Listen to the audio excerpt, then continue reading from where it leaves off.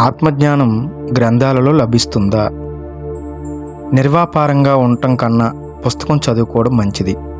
సాధుజన సాంగత్యం లభించిన చోట సాధు పురుషులు వ్రాసిన గ్రంథాలు పఠించడం కూడా సాధు సాంగత్యంగానే భావించవచ్చు. కానీ పుస్తకాలు చదవడం ద్వారా ఆత్మజ్ఞానం లభిస్తుందనుకోవడం వ్యర్థం. పుట్టిన ప్రతి మనిషి ఒక పుస్తకమే. ప్రతి మనిషిలోనూ మానవ చరిత్ర యావత్తు నిక్షిప్తమై ఉన్నదంటారు జిడ్డు కృష్ణమూర్తి గారు. తమ మనసు పుట్టలను విప్పి చదవడానికి పూనుకుంటే మనిషి మనసే సమస్తాన్ని విశదీకరిస్తుంటారు ఆయన. అయితే ఈ మనసును నిశితంగా చూడాలంటే, దాని ప్రతి చలనాన్ని జాగ్రత్తగా గమనించాలంటే మనకు ఏ అభిప్రాయము ఉండకూడదు. అభిప్రాయాలతో చూచే మనసు ఒక పక్కకు ఒరిగి ఉండే తప్పుడు త్రాసు, రెండూ ఒకటేనొచ్చు.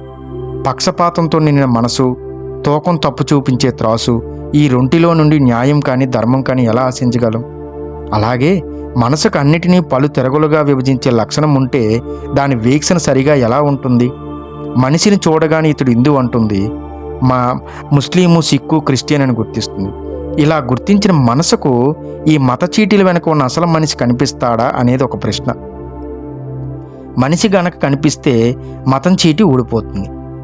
మతం చీటీయే ప్రముఖంగా కనిపిస్తే మనిషి మరుగుడవుతాడు. తాడు కనిపిస్తే ఇక సర్పం లేదు, సర్పమే కనిపిస్తుంటే తాడు ప్రస్తావనే లేదు. మనసు ఏ రకమైన భ్రాంతికి లోనైన ఉన్నది ఉన్నట్లే కనిపించదు. మనసు తన పూర్వ అనుభవంతో చూచినా కనిపించేవన్నీ ఆ అనుభవాన్ని అనుసరించే ఉంటాయి. నేను ఓ భాషా ప్రాంతంలో నివసించి అక్కడ వారి వల్ల కొన్ని అనుభవాలు గడించి ఉంటే ఆ అనుభవాలు నా చూపును ప్రభావితం చేస్తే ఆ వర్గం వారందరూ చాలా మంచివారేనో చాలా చెడ్డవారేనో అనిపిస్తుంటుంది. ఇక నాకు ఉన్నది ఉన్నట్లు కనిపించేది ఎలా?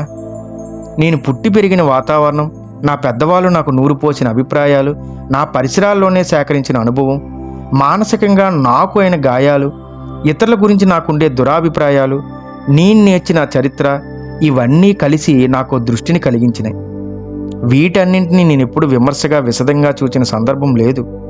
ఇలాంటి అస్తవ్యస్తమైన మనసుతో దేనినైనా సరిగా తిన్నగా చూడగలను అని అనుకోవడం తప్పుడు థర్మామీటర్తో జ్వరాన్ని కొలవడానికి ప్రయత్నించడమే అవుతుంది. వీటన్నింటినీ వదులుకున్న మనసుతో చూడటం నేర్చుకుంటే మానవ చరిత్ర యావత్తు మనలోనే కనిపిస్తుందంటారు శ్రీ జిడ్డు కృష్ణమూర్తి. దీనికి పుస్తకాలు చదవడం ఎందుకంటారు? ఆయనే కాదు, పుస్తకాల చదువు నిష్ప్రయోజనమని అరుణాచల రమణులు కూడా ఎన్నో మార్లు చెప్పారు. మనిషికి విముక్తి లభించాలంటే గ్రంథ పఠనం వల్ల ఏమైనా ప్రయోజనం ఒనగారుతుందా అని ఎవరో రమణులు వారిని అడిగినప్పుడు, మది నెమ్మది పరచడమే ముక్తి మార్గమని శాస్త్రాలని చెప్తున్నాయి. అందువల్ల ముందు మదిని శాంతింపజేయక తప్పదు. ఈ విషయం గనక సరిగా అర్థమైతే అంతులేని గ్రంథ పఠనం అనవసరం. ఈ మదిని శాంతింపజేయడానికి తానెవరో తెలుసుకునే ప్రయత్నం మొదలెడితే చాలు. ఈ నేనెవరు అనే వెతుకులాట గ్రంథాల్లో ఎలా చేస్తావు? మనిషి తనను తాను కనుగొనడానికి తన విజ్ఞాన చక్షువునే వినియోగించాలి.